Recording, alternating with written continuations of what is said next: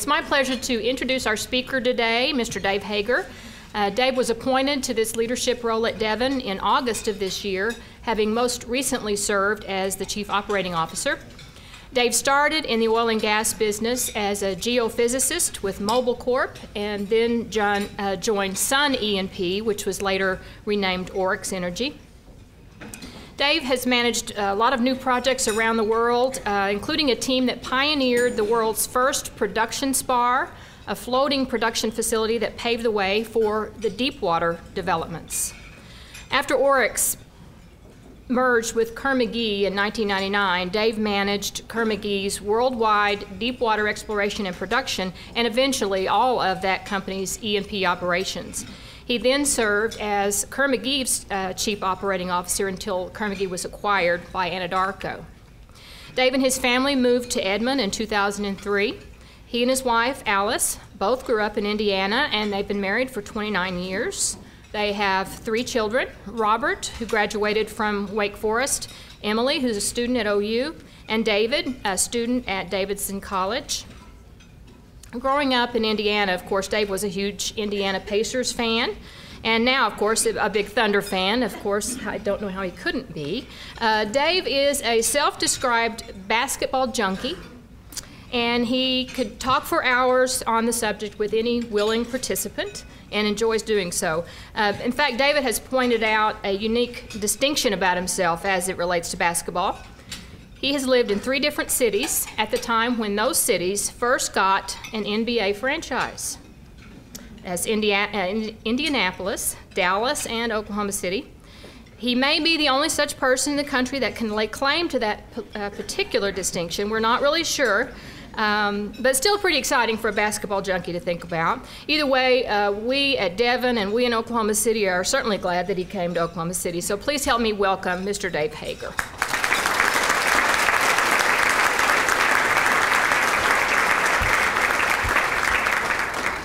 Thank you, Carla, for that introduction very much. You know, you get desperate sometimes to find something that's unique about yourself, and that's the best that I could do is to find that. And of course, it goes without saying, the best of those 3 are the Thunder. There's no doubt about that, and big time fan of the Thunder. Even the preseason games last night I was watching. Better than watching the Democratic debate, I have to say. Sorry. So it really is a pleasure to be with you here today to talk on the subject of ethics. I get a lot of opportunities to talk about the business. I do a lot of representation of Devon in front of the investment community, with analysts that are studying our stock, with people who are buying our stock, and they ask me innumerable questions, I guess you would say, about the business.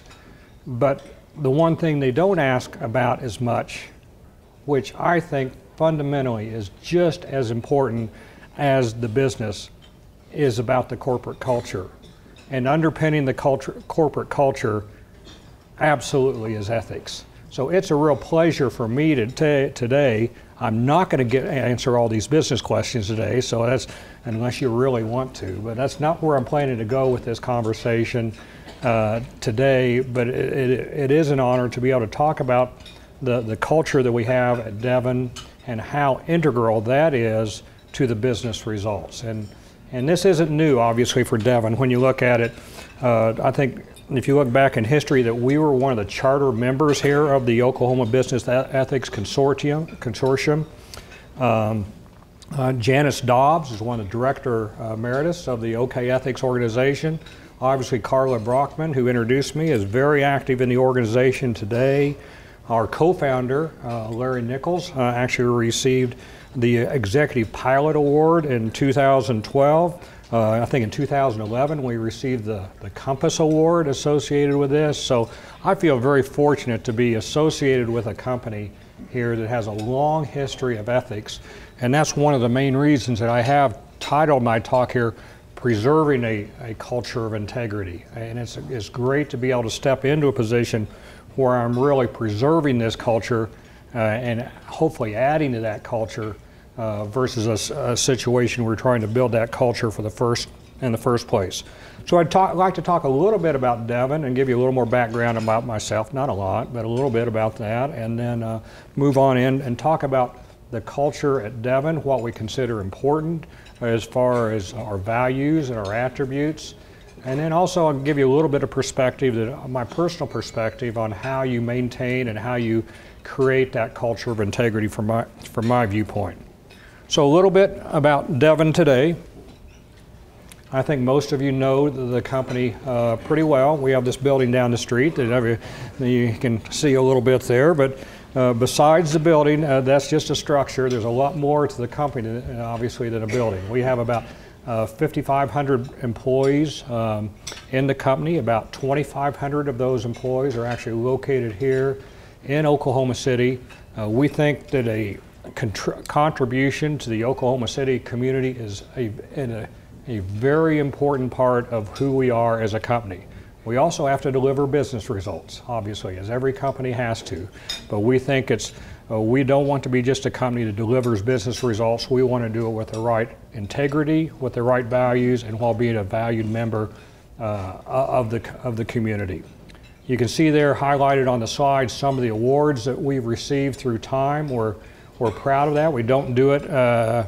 We consider that an outgrowth of our culture. We don't go out striving to win awards. We go out trying to create the right culture, and if that results in us getting some awards, so be it. But we have received some through time. One I'm particularly proud of that's more recent that's listed up there is the one about the Defense Department's Freedom Award. To give you an idea, that's in support of our veterans and in support of reservists. It's one we received this year. I was fortunate enough in August to be able to go up to the Pentagon to receive this award. Very competitive award on a nationwide basis. I think there are about 400 applicant companies, and we're one of 10 that won that award. So we are very pleased to be able to support our veterans and to be able to support our reserves. It has to do with how our hiring practices and how we support them in the workplace once they are hired. We also have won, we've been named 8 years in a row on Fortune magazine's one of the 100 top places to work in the country. That's a nice award. We don't strive for that award. I think that's something that's nice that we've been recognized for that, but I think it's, again, just an outgrowth of who we are as a company versus any purposeful striving for that award. I'm very proud this year also that as part of this process they do an employee satisfaction survey, obviously it's a little bit more challenging time right now for the oil and gas business with the low commodity price environment, but as part of this process they do an employee satisfaction survey, and our employee satisfaction survey was the highest this year that it's ever been. It is 96%. And I don't think that's because people are employed or they're just feeling lucky to have a job. Maybe it is. The guys down here are laughing. Maybe it is. I don't know. You tell me. Okay, but I don't think that's it. I think it's because they enjoy the culture, and it's a culture. It also is valuing the importance of challenges and improvement, and the belief that everybody when they come to work every day is looking for a way to do their job better today than they did yesterday, and looking for a way to do their job better tomorrow than they are today. So, and I think that's what really, in addition to ethics, also leads to a great deal of employee satisfaction. See if we can get this thing to advance here. All right.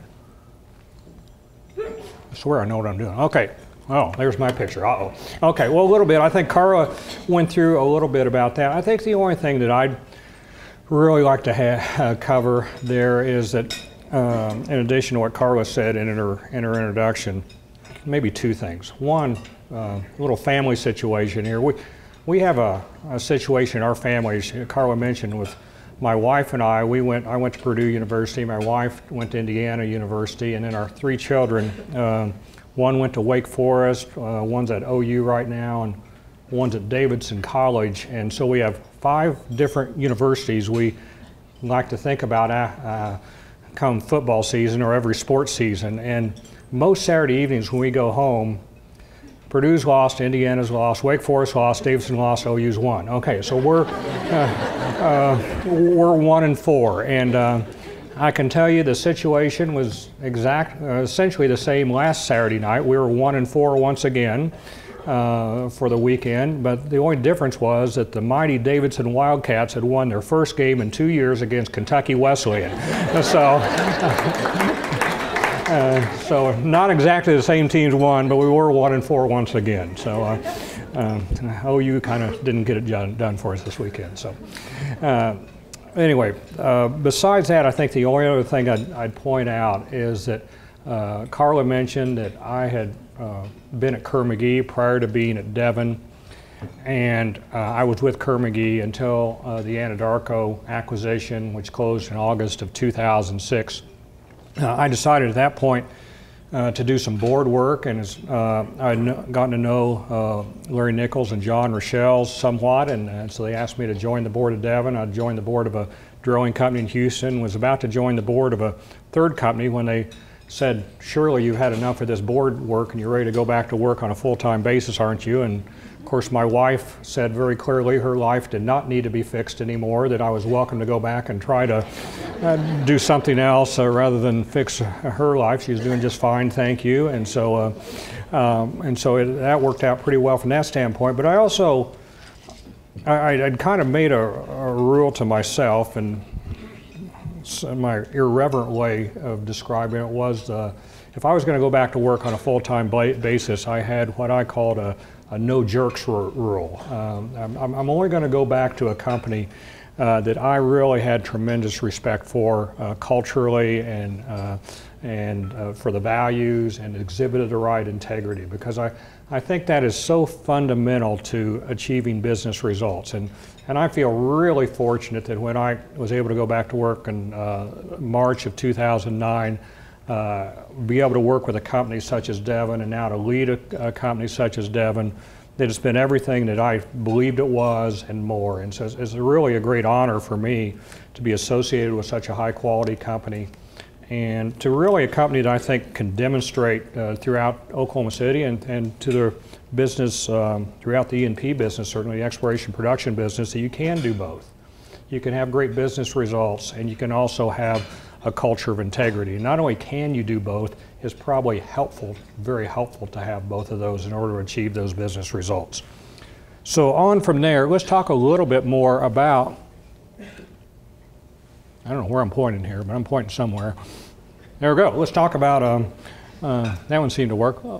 Let's talk a little bit more about our values. And so we have a set of values that we consider fundamental to our business success. And these are values that go way beyond myself.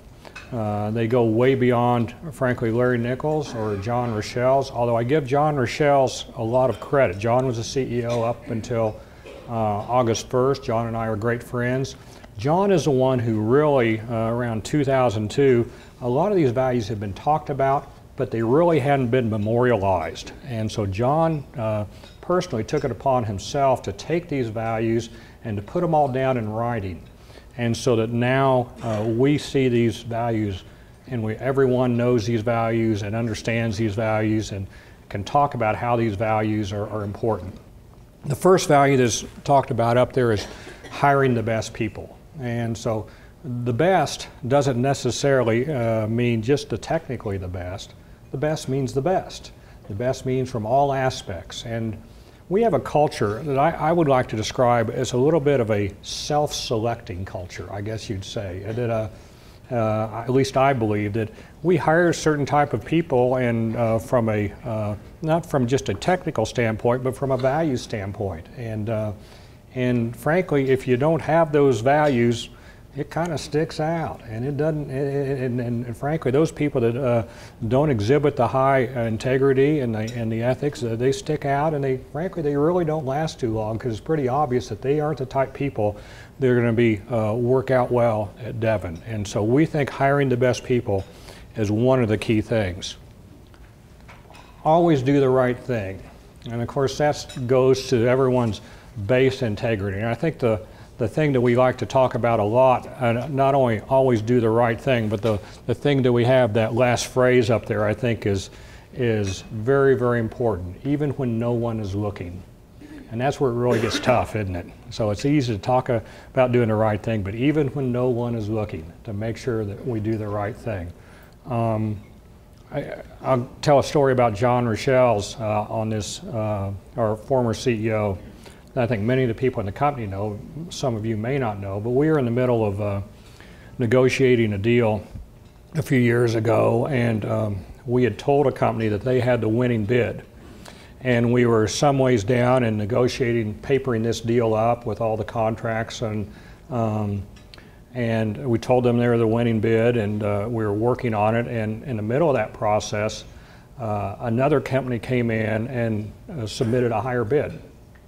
And it was not a trivial amount larger. It was, enough to, okay, this is kind of nice.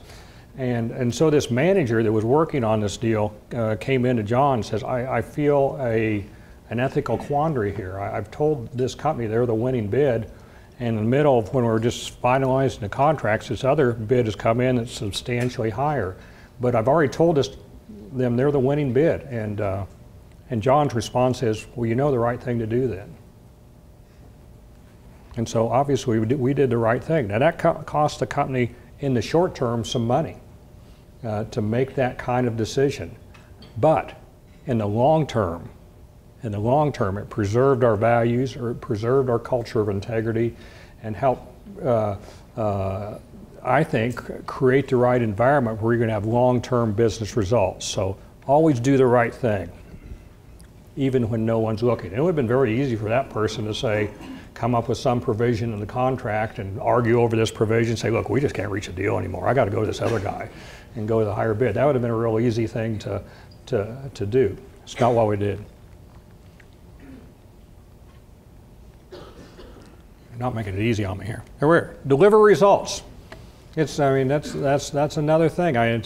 You do have to, at the end of the day, deliver results. And we're in a business, when most of us here in the company are in businesses where you have to, whether you're in the for-profit world or the non-profit world, it really doesn't matter. You do have to deliver results. And so it doesn't mean that it sits in isolation, that you only want to deliver results. You notice we talk about this in conjunction with the other items, but you can't forget that part of our job is to deliver results. And I think that, frankly, is a lot of the fun, too, is everybody likes to feel that feeling of accomplishment. I still cut my own grass, I'll tell you, because I know when I finish cutting that grass, I've delivered something. Sometimes I'm working on these multi-year projects. You wonder if you don't see the results every day. And so sometimes it's good to deliver results in the short term like that. That's not a good example, but you get the idea. The feeling of accomplishment is important, and I think it's important in the business environment as well. Be a team player. The team player concept, I think, is often an interesting one to talk about. And sometimes I don't know that we always get the concept right around what a team player is. Sometimes it means obviously you have to work with other people. And certainly in a company such as we work in, and I think most of you in this room, it's such a complex business that no one individual has all of the technical knowledge to deliver the right results on a project. You have to work with other people with different skill sets in order to really deliver an optimum result on a project. So it means, from that standpoint, you're combining people with different skills into an environment where you're each contributing your unique skills and delivering results at the end. It doesn't mean abrogating your responsibilities. It doesn't mean just kind of blending in and not doing your part. I hate to use a sports analogy, but the Thunder is a great example. They're a great team, but different players on that team have different roles that they play. You have Russell Westbrook, the ultimate playmaker out there and scorer somewhat. You have Andre Roberson, who's the starting shooting guard. He doesn't shoot very much. He plays defense. That's his role, is to stop the other player's best shooting guard out there. That's his role. Got Serge Ibaka, who's, his role for the most part is to play the cleanup guy in defense in the middle and block people, and when you get past their man, he does the cleanup and blocks the shots or intimidates the shots and occasionally posts up for some open jump shots. And obviously a guy like Kevin Durant, the ultimate scorer, but they all have different roles, and they won't be successful as a team if they don't contribute what they're really good at.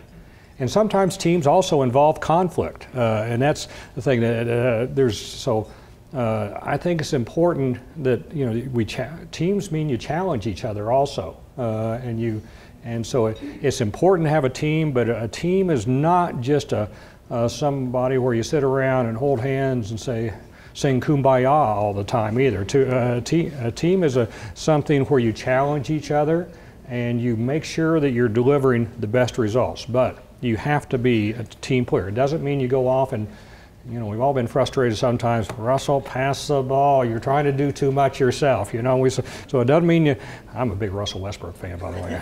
But sometimes we all get frustrated at that. So you have to play as part of the team. I think he does it out of just pure enthusiasm, by the way. He's fabulous. Anyway, be a good neighbor. And I've talked a little bit about that already. It's important, we feel very much, to be a good neighbor wherever we work. Obviously, we impact communities. We impact them in the office environment here in Oklahoma City.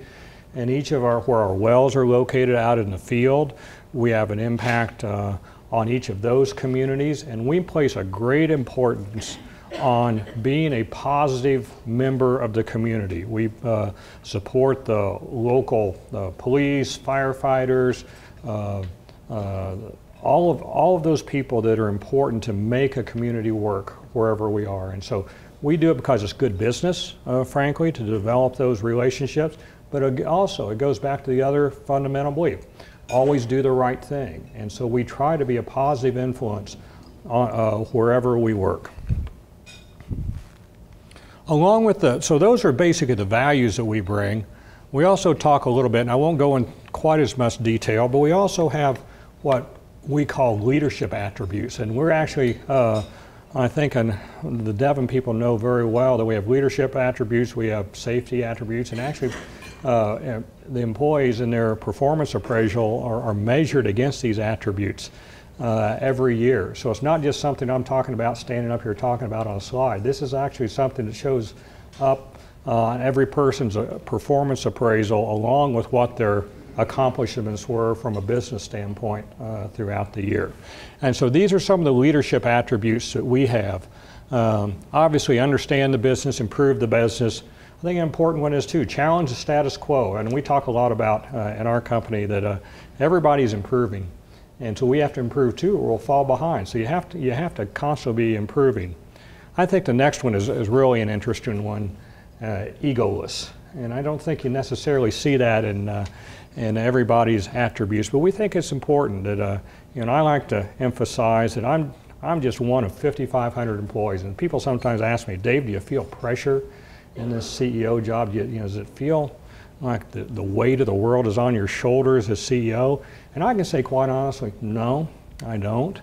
Because, and I feel like we have 5,500 employees that are living these values every day and contributing to the success of the company. And if they're doing all they can to make the company successful, I know I have to make decisions occasionally out there, and I understand that's part of the responsibility of being CEO, but the most important thing is to create the environment that everyone in the company can be successful. And if we can do that while following the right ethical standards, we're going to be successful as a company.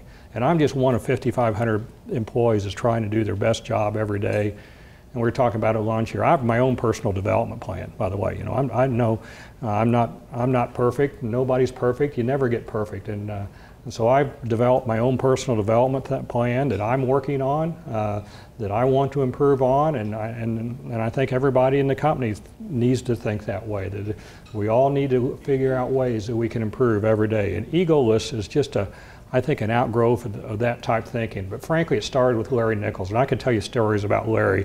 It's not just what you see in public. I've got personal stories, probably don't have time to go through it, but he is probably the most egoless guy that I've ever been around. He's also, if you want to walk to lunch with Larry, you better be prepared to walk quick, because he may be 72 or 73 years old, but he's a very young 72 or 73, I'll tell you that.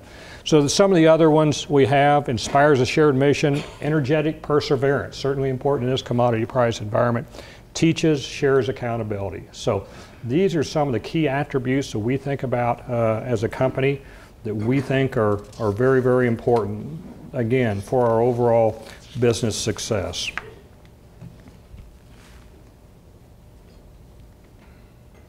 There we go.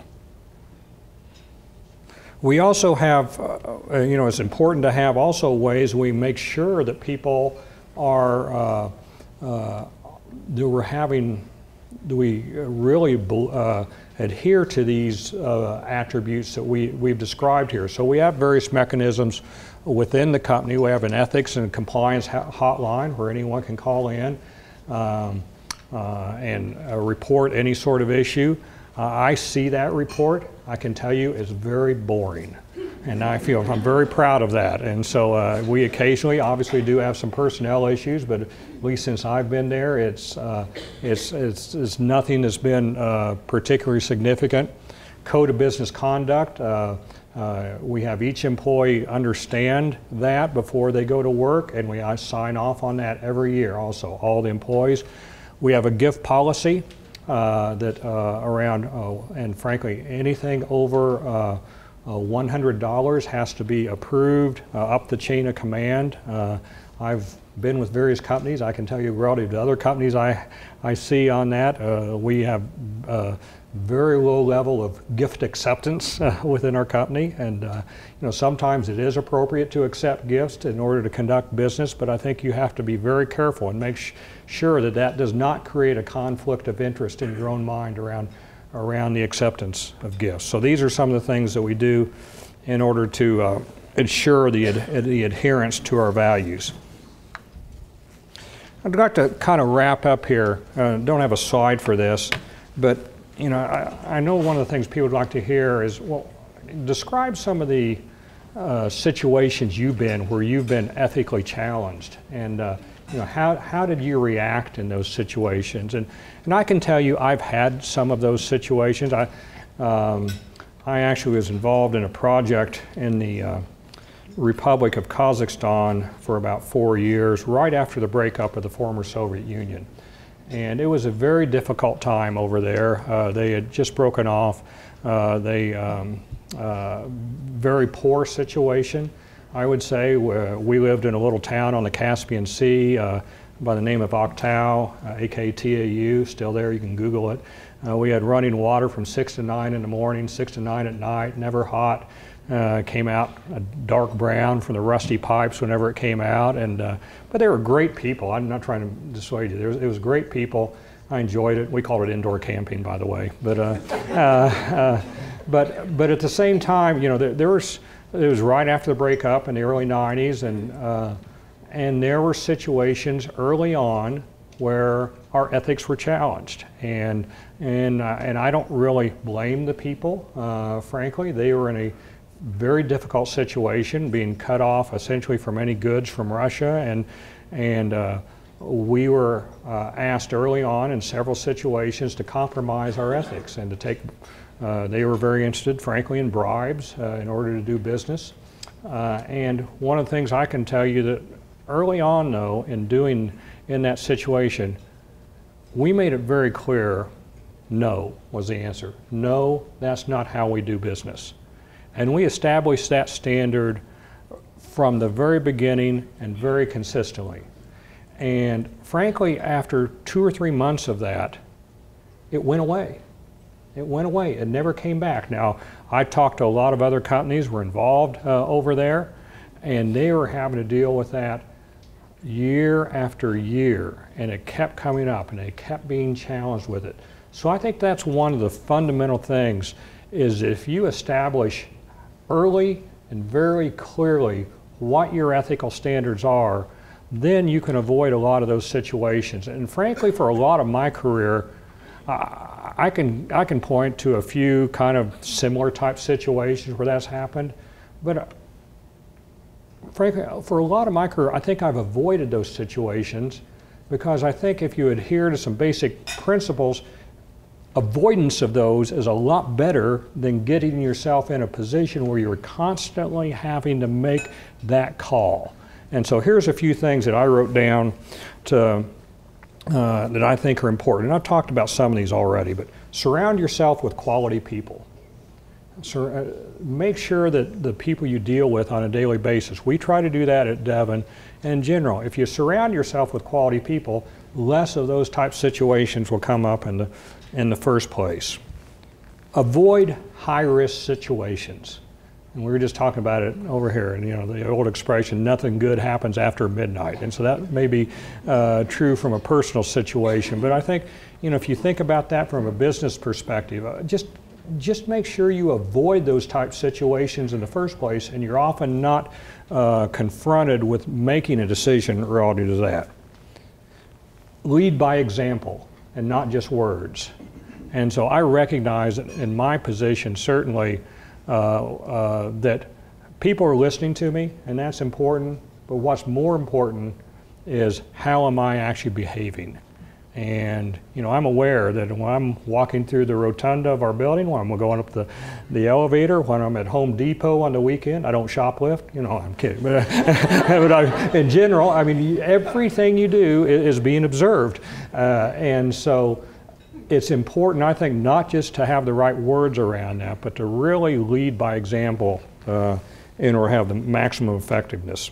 I talked about establishing standards immediately, like we did in the Kazakhstan situation, and set high expectations. Set high expectations for yourself, set high expectations for others. So, and the last one I would say in all of this, which may seem a little incongruent with all this, but have fun. Have fun too. You don't want to be a prude over all this, have fun with life. And there are a lot of ways to have fun out there in life and to be a positive role model and to exude that a person that has these type values is really a person but still has fun with life. Well, that's a great example for people to have. And so I think it's important to follow all these things, but at the same time, enjoy life and show that you can enjoy life but still live your life in an ethical manner.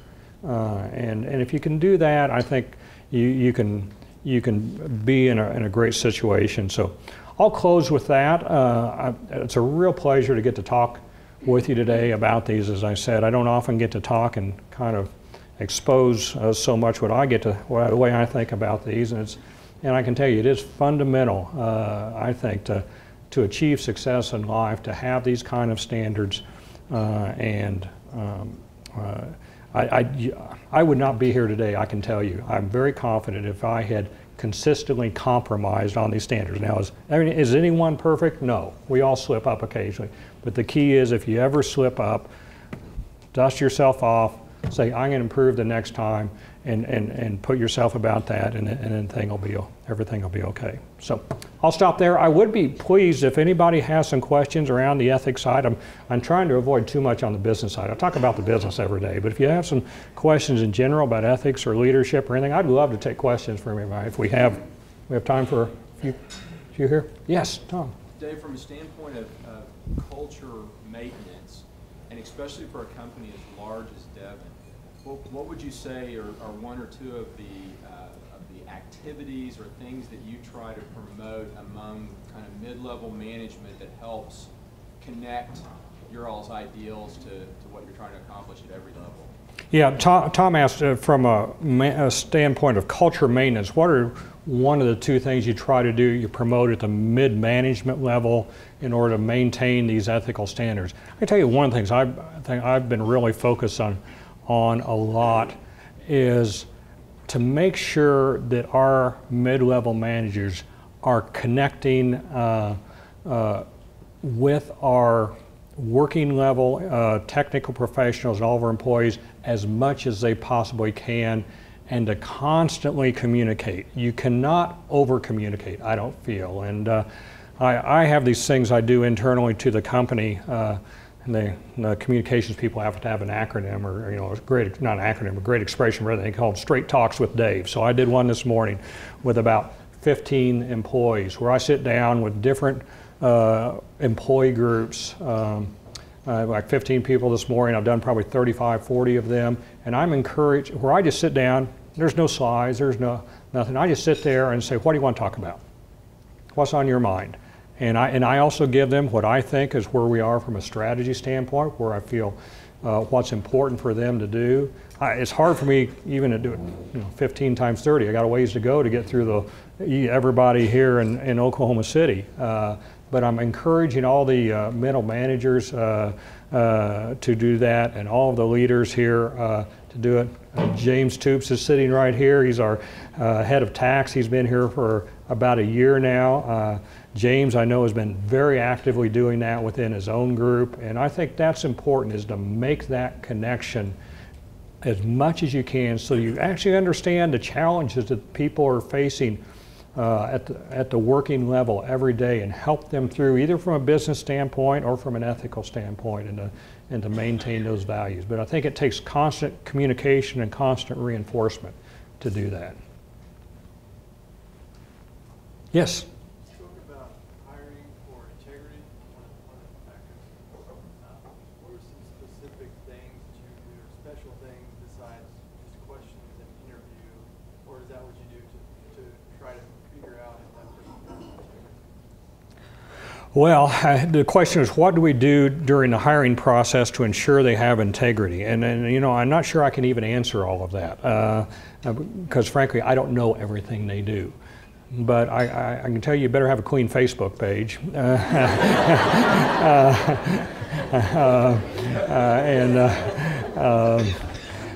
But I certainly, and I can tell you enough from talking to our recruiting staff, that there's a number of things that they do during the recruitment process in order to give us great confidence that we are hiring somebody that exudes the values. References are also obviously very important to that process. And I can tell you also, we're not perfect. No company is perfect.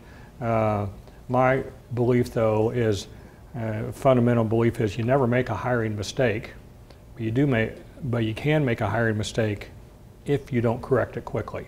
So if you do identify that you have hired somebody that doesn't exude the right values, the right decision is to move them out of the organization as quickly as you can, because a cancer can spread very quickly, and you want to cut it off as quick as you can. So we don't have many of those situations, thank goodness, because I think we're very thorough in our process overall. And again, I don't know all the steps, but I can, if you want to talk to some of our people in HR, they can tell you a lot more detail. But I know there are a lot of things they go through in order to make sure that that works. Yes. How do you hold others within the organization accountable to their values? How do we hold other people in the organization accountable to the values? Well, they're on the performance appraisal every year, as I said. And I think that's certainly one way they can do it. But it's not a once a year type thing. I think I look at the performance appraisal as it ought to be just an outgrowth of a once a year summary of communication that you're having throughout the year, and it ought to be the result of all the interaction that you're having. So I think you have to make sure, as each situation is, you have to make sure those values are spread throughout the organization, and if they're spread throughout the organization, make sure that people are comfortable making decisions that reflect those values. And I think we're frankly a little fortunate at Devon, because as I said, it's a little bit of a self-selecting culture. And if you don't exhibit those type values, you're going to stick out like a sore thumb, quite honestly. And so we're fortunate. I don't think there has to be as much policing of it, I would say, as you might think. Sometimes, frankly, I have to push a little bit harder on to deliver the business results and challenge the status quo. And they've all heard, the Devon people have heard me talk about that a lot because I think we emphasize the ethical values to a very great extent. But I think the main thing is, as we talked about earlier with that question, it takes communication. And it takes communication not just with me, but a leader in an organization is much more than a technical leader. A leader in any organization, whether you're leading, and frankly I think every person in the organization is a leader of their own job.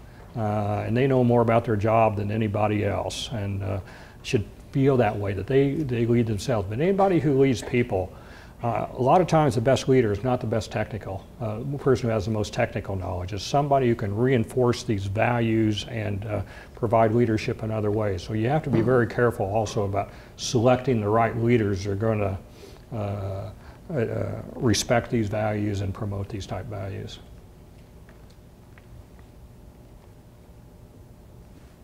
Great. Well, thank you guys very much. I really appreciate the opportunity.